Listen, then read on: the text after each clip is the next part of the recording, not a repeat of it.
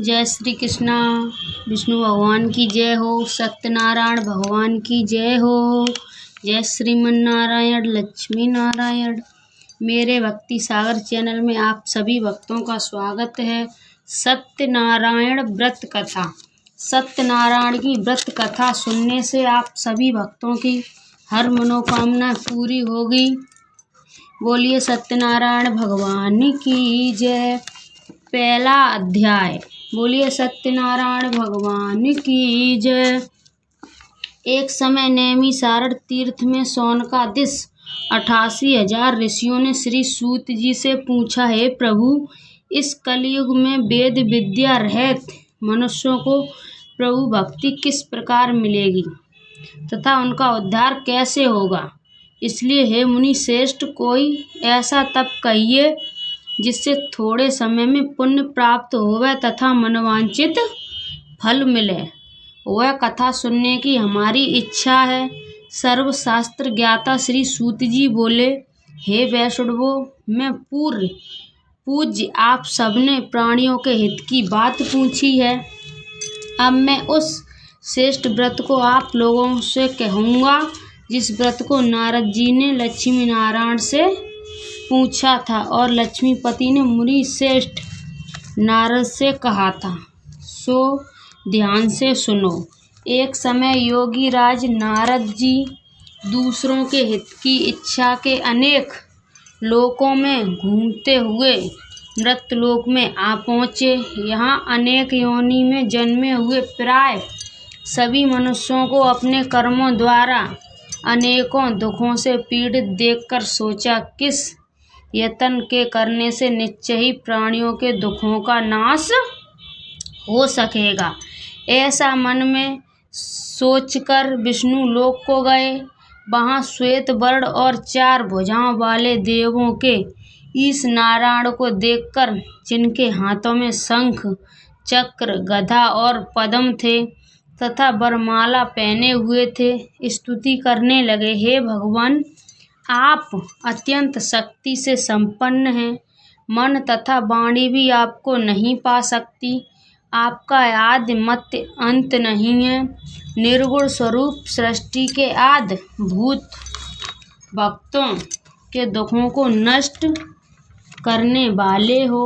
आपको मेरा नमस्कार। नारद जी ने इस प्रकार की स्तुति सुनकर विष्णु भगवान बोले, हे मुनि श्रेष्ठ, आपके मन में क्या है? आपका किस काम के लिए आगमन हुआ है? निसंकोच कहो। तब नारद मुनि बोले, मृत्यु लोक में सब मनुष्य जो अनेक योनि में पैदा हुए हैं, अपने अपने कर्मों के द्वारा अनेक प्रकार के दुखों से दुखी हो रहे हैं।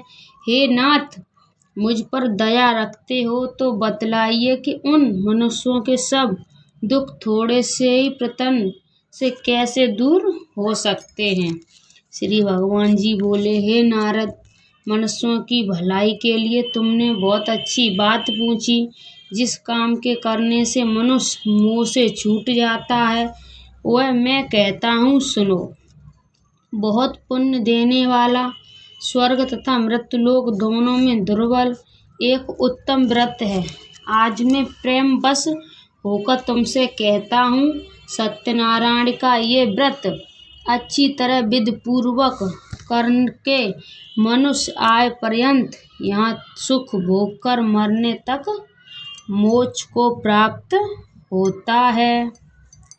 श्री भगवान के वचन सुनकर नारद मुनि बोले, उस व्रत का फल क्या है, क्या विधान है और किसने ये व्रत किया है और किस दिन ये व्रत करना चाहिए, विस्तार से कहिए। भगवान बोले, दुख शोक आदि को दूर करने वाला, धन धान्य को बढ़ाने वाला, सौभाग्य तथा संतान को देने वाला, ये व्रत सब स्थानों पर विजयी करने वाला, भक्ति और श्रद्धा के साथ किसी भी दिन मनुष्य श्री सत्यनारायण की शाम के समय ब्राह्मणों और बंधुओं के साथ धर्म परायण होकर पूजा करें। भक्ति भाव से नैवेद्य केले का फल, घी, दूध और गेहूं का चूर्ण सबा लेवें। गेहूं के अभाव में सांटी का चूर्ण, शक्कर तथा गुड़ ले और सब भसड़ योग पदार्थ जमा करके भगवान के अर्पण कर देवें तथा बंधुओं सहित ब्राह्मणों को भोजन करावें। पश्चात स्वयं भोजन करें। नित्य गीत आदि का आचरण कर सत्यनारायण भगवान का स्मरण करता हुआ समय व्यतीत करें। इस तरह व्रत करने पर मनुष्य की इच्छा निश्चय पूरी होती है।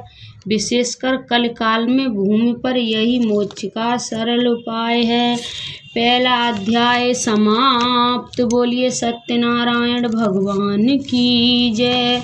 दूसरा अध्याय शुरू। सूत जी बोले, हे ऋषियों, जिसने पहले समय में इस व्रत को किया है उसका इतिहास कहता हूँ, ध्यान से सुनो। सुंदर काशीपुरी नगरी में एक अत्यंत निर्धन ब्राह्मण रहता था। वह भूख और प्यास से बेचैन हुआ नित्य पृथ्वी पर घूमता था। ब्राह्मणों से प्रेम करने वाले भगवान ने ब्राह्मण को दुखी देखकर बूढ़े ब्राह्मण का रूप धर उसके पास जाकर आदर के साथ पूछा, हे विप्र, नित्य दुखी हुआ पृथ्वी पर क्यों घूमता है? हे श्रेष्ठ ब्राह्मण, ये सब मुझसे कहो, मैं सुनना चाहता हूँ। ब्राह्मण बोला, मैं निर्धन ब्राह्मण हूँ, भिक्षा के लिए पृथ्वी पर फिरता हूँ। हे भगवान, यदि आप इसका उपाय जानते हो तो कृपा कर कहो। वृद्ध ब्राह्मण बोला कि सत्यनारायण भगवान मनवांछित फल देने वाले हैं, इसलिए हे ब्राह्मण, तू उनका पूजन कर, जिसके करने से मनुष्य सब दुखों से मुक्त होता है। ब्राह्मण को व्रत का सारा विधान बतलाकर बूढ़े ब्राह्मण का रूप धारण करने वाले सत्यनारायण भगवान अंतर्ध्यान हो गए। जिस व्रत को वृद्ध ब्राह्मण ने बतलाया मैं उसको करूँगा, ये निश्चय करने पर उस रात में नींद भी नहीं आई। वह सवेरे उठ सत्यनारायण के व्रत का निश्चय कर भिक्षा के लिए चला। उस दिन उसको भिक्षा में बहुत धन मिला, जिससे बंधु बांधवों के साथ उसने सत्यनारायण का व्रत किया। इसके करने से वह ब्राह्मण सब दुखों से छूटकर अनेक प्रकार की संपत्तियों से युक्त हुआ। उस समय से वह ब्राह्मण हर मास व्रत करने लगा। इस तरह सत्यनारायण भगवान के व्रत को जो करेगा वह सब पापों से छूटकर मोक्ष को प्राप्त होगा। आगे जो पृथ्वी पर सत्यनारायण का व्रत करेगा वह मनुष्य सब दुखों से छूट जाएगा। इस तरह नारद जी ने नारायण का कहा हुआ ये व्रत मैंने तुमसे कहा। हे विप्रो, मैं अब और क्या कहूँ? ऋषि बोले, हे मुनीश्वर, संसार में इस ब्राह्मण से सुनकर किस किसने इस व्रत को किया, हम वह सब सुनना चाहते हैं। इसके लिए हमारे मन में श्रद्धा है। सूत जी बोले, हे मुनियों, जिसने इस व्रत को किया है वह सब सुनो। एक समय ब्राह्मण धन और ऐश्वर्य के अनुसार बंधु बांधवों के साथ व्रत करने को तैयार हुआ। उसी समय एक लकड़ी बेचने वाला बूढ़ा आदमी आया और बाहर लकड़ियों को रखकर ब्राह्मण के मकान में गया। प्यास से दुखी लकड़हारा उसको व्रत करते देखकर ब्राह्मण को नमस्कार कर कहने लगा कि आप ये क्या कर रहे हैं और इसके करने से क्या फल मिलता है, कृपा करके मुझसे कहो। ब्राह्मण ने कहा, सब मनोकामनाओं को पूर्ण करने वाला ये सत्यनारायण भगवान का व्रत है। इसकी ही कृपा से मेरे यहाँ धन धान आदि की वृद्धि हुई है। ब्राह्मण से इस व्रत के बारे में जानकर लकड़हारा बहुत प्रसन्न हुआ। चरणामृत ले और प्रसाद खाने के बाद अपने घर को गया। लकड़हारे ने अपने मन में इस प्रकार का संकल्प किया कि आज ग्राम में लकड़ी बेचने से जो धन मिलेगा उसी से सत्यनारायण देव का उत्तम व्रत करूँगा। ये मन में विचार कर वह बूढ़ा आदमी लकड़ियाँ अपने सिर पर रखकर जिस नगर में धनवान लोग रहते थे वहाँ ऐसे सुंदर नगर में गया। उस रोज वहाँ पर उसे उन लकड़ियों का दाम पहले दिनों से दोगुना मिला। तब वह बूढ़ा लकड़हारा दाम ले और अति प्रसन्न होकर पक्के केले की फली, शक्कर, घी, दूध, दही और गेहूं का चूर्ण इत्यादि सत्यनारायण भगवान के व्रत की कुल सामग्री को लेकर अपने घर गया। फिर उसने अपने भाइयों को बुलाकर विधि के साथ भगवान की पूजन और व्रत किया। इस व्रत के प्रभाव से वह बूढ़ा, लकड़हारा, धन, पुत्र आदि से युक्त हुआ और संसार के समस्त सुख भोगकर वैकुंठ को चला गया। बोलिए सत्यनारायण भगवान की जय।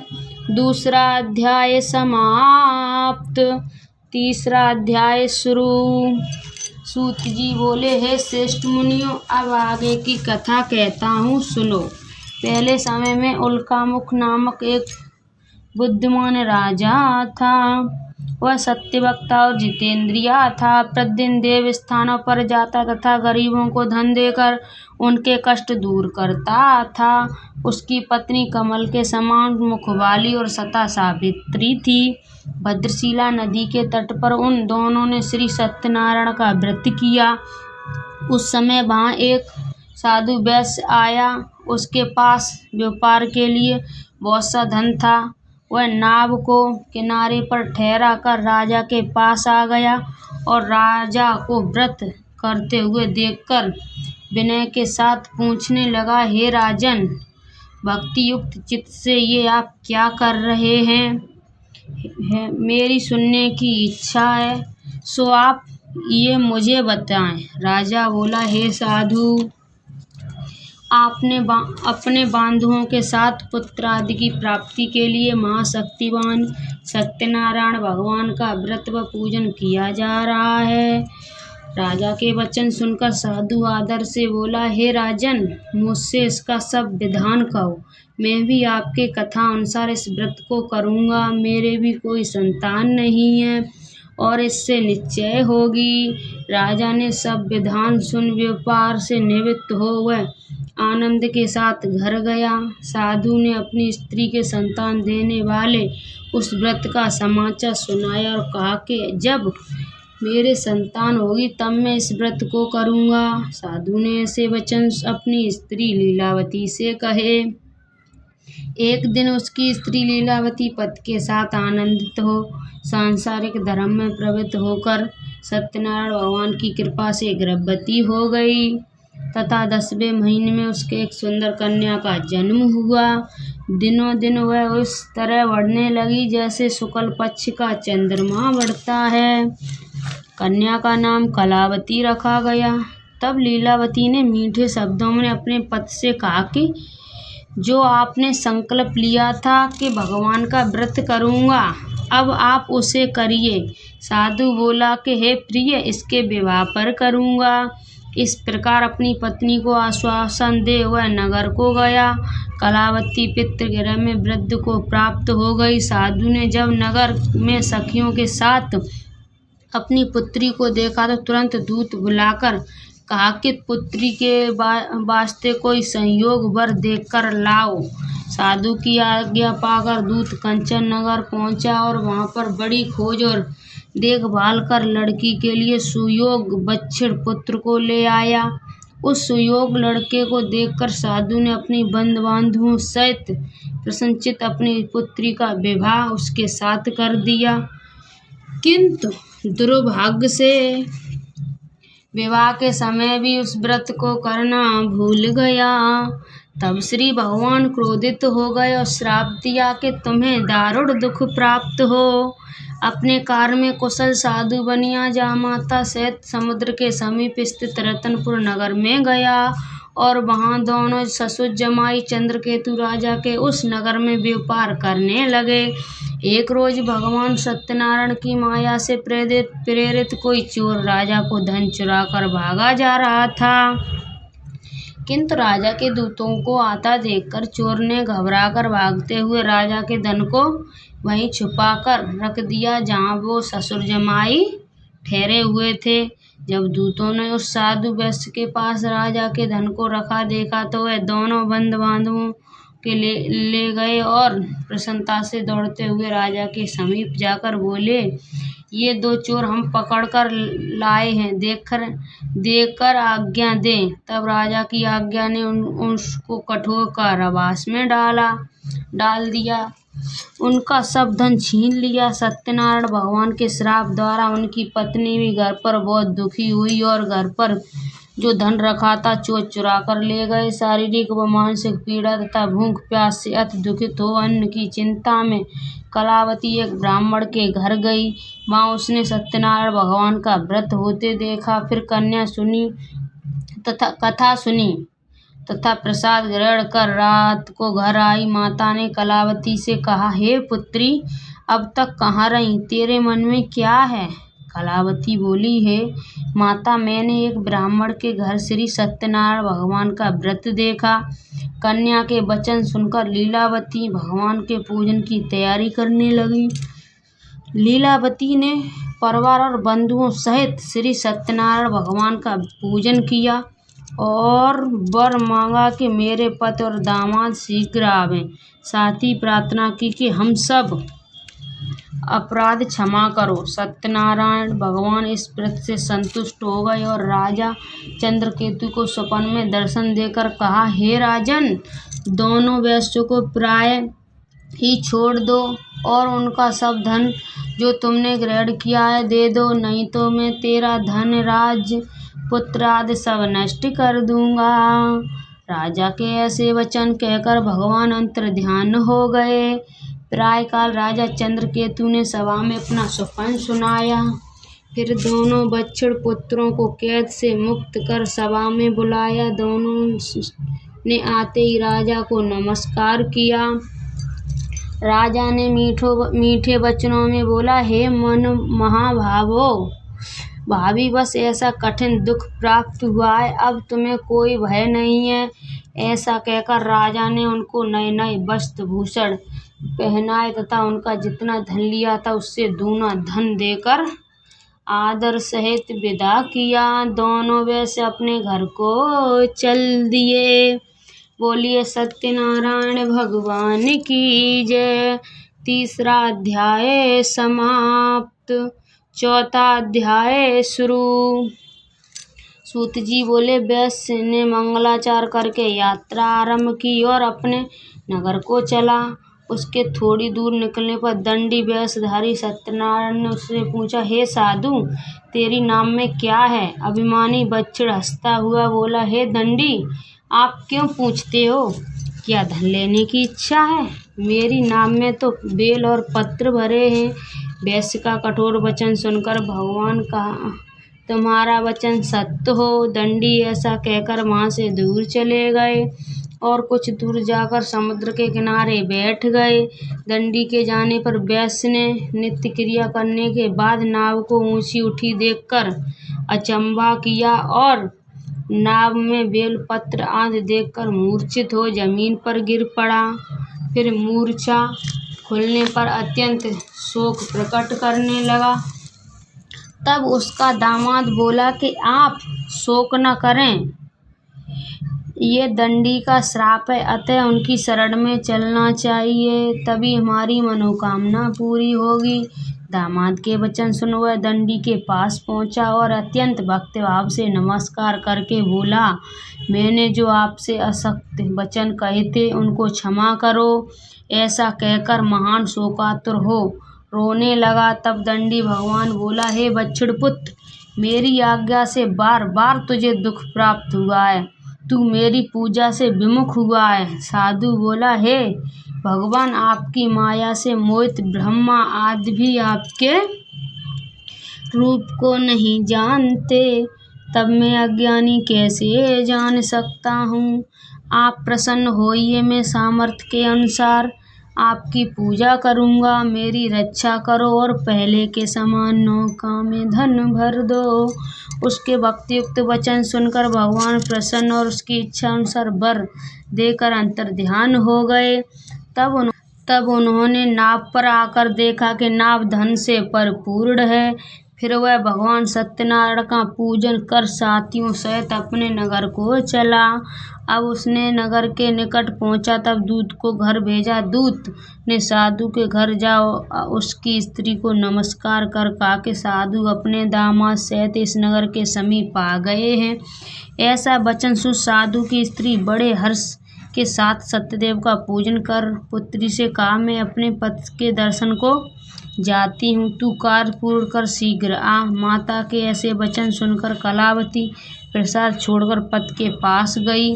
प्रसाद की अवज्ञा के कारण सत्यदेव रुष्ट हो उसके पति को नाव सहित पानी में डुबा दिया। कलावती अपने पति को न देखकर रोती हुई जमीन पर गिर गई। इस तरह नौका को डूबा हुआ तथा कन्या को रोता देख साधु दुखित हो बोला, हे प्रभु, मुझसे या मेरे परिवार से जो भूल हुई है उसे क्षमा करो। उसके दीन वचन सुनकर भगवान सत्यदेव प्रसन्न हो गए और आकाशवाणी हुई, हे साधु, तेरी कन्या मेरे प्रसाद को छोड़कर आई है, इसलिए इसका पति अदृश्य हुआ। यदि वह घर जाकर प्रसाद खाकर लौटे तो इसे पति अवश्य मिलेगा। ऐसी आकाशवाणी सुनकर कलावती ने घर पहुंचकर प्रसाद खाया, फिर आकर पति के दर्शन किए। तत्पश्चात साधु के बंद बांधुओं सहित सत्यदेव का विधि पूर्वक पूजन किया। उस दिन से वह पूर्णिमा को सत्यनारायण का पूजन करने लगा। फिर इस लोक में सुख भोग कर अंत में स्वर्गलोक को गया। बोलिए सत्यनारायण भगवान की जय। चौथा अध्याय समाप्त। पांचवा अध्याय शुरू। सूत जी बोले, हे ऋषियों, मैं और भी कथा कहता हूँ, सुनो। प्रजा पालन में लिंग दुग्धभिज नामक एक राजा था। उसने भी भगवान का प्रसाद त्याग कर बहुत दुख पाया। एक समय वन में जाकर वन्य पशुओं को मारकर बड़ के पेड़ के नीचे आया। वहां उसने ग्वालों को भक्ति भाव से बंधुओं सहित सत्यनारायण का पूजन करते देखा। राजा देखकर भी अभिमान बस वहां नहीं गया और न नमस्कार ही किया। जब ग्वालों ने भगवान का प्रसाद उसके सामने रखा तो वह प्रसाद को त्याग कर अपनी सुंदर नगरी को चला। वहीं उसने सब कुछ नष्ट पाया तो वह जान गया कि ये सब भगवान ने किया है। तब वह विश्वास कर ग्वालों के समीप गया और विधि पूर्वक पूजन कर प्रसाद खाया तो सत्यदेव की कृपा से पहले जैसा था वैसा ही हो गया। फिर दीर्घकाल तथा सुख भोग कर मरने पर स्वर्गलोक को गया। जो मनुष्य इस परम दुर्बल व्रत को करेगा, भगवान की कृपा से उसे धन धान्य की प्राप्ति होगी। निर्धन धनी और बंदी बंधन से मुक्त होकर निर्भय होगा। संतानहीनों को संतान प्राप्त होगी तथा मनोरथ पूर्ण होकर अंत में वैकुंठ धाम को जाएगा। जिन्होंने पहले इस व्रत को किया है, अब उनके दूसरे जन्म की कथा कहता हूँ। वृद्ध संतानंद ब्राह्मण ने सुदामा का जन्म लेकर मोक्ष को पाया। उल्कामुख नाम का राजा दशरथ होकर वैकुंठ को प्राप्त हुआ। साधु नाम के वैश्य मोरध्वज बनकर अपने पुत्र को आरे से चीरकर मोक्ष को प्राप्त किया। महाराजा दुगंधविज स्वयं भू होकर भगवान में भक्ति युक्त कर्म पर मोक्ष प्राप्त किया। बोलिए सत्यनारायण भगवान की जय। पांचवा अध्याय समाप्त। जगदीश की आरती। ओम जय जगदीश हरे, स्वामी जय जगदीश हरे।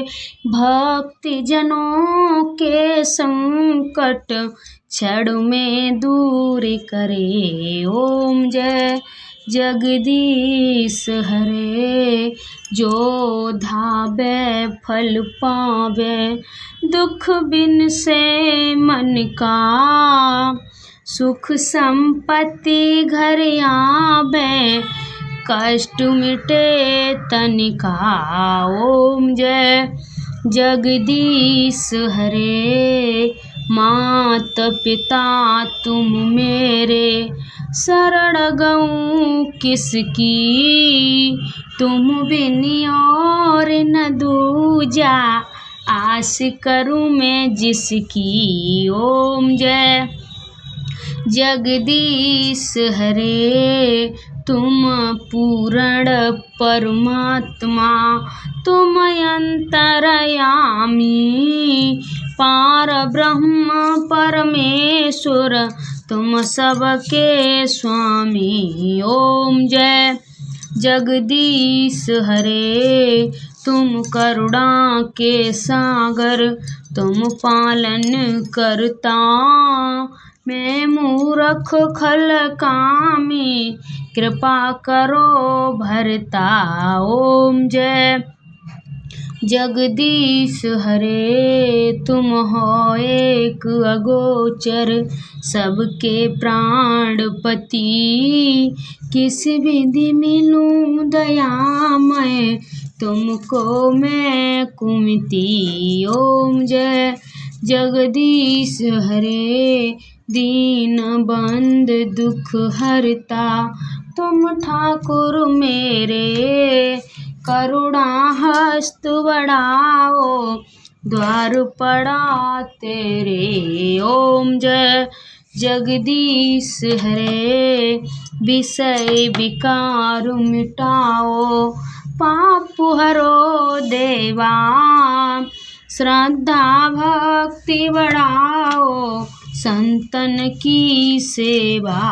ओम जय जगदीश हरे तन मन धन सब है तेरा, तेरा तुझको अर्पण क्या लागे मेरा। ओम जय जगदीश हरे जो जगदीश की आरती प्रेम सहित गावे, कहत शिवानंद स्वामी मन वांछित फल पावे। ओम जय जगदीश हरे ओम जय जगदीश हरे स्वामी जय जगदीश हरे, भक्ति जनों के संकट क्षण में दूर करे। ओम जय जगदीश हरे। आप सभी भक्तों को ये सत्यनारायण भगवान की व्रत कथा कैसी लगी कमेंट में सत्यनारायण भगवान की जय जरूर लिखना, विष्णु भगवान का नाम जरूर लिखना। जय श्रीमन नारायण लक्ष्मी नारायण, राधे राधे।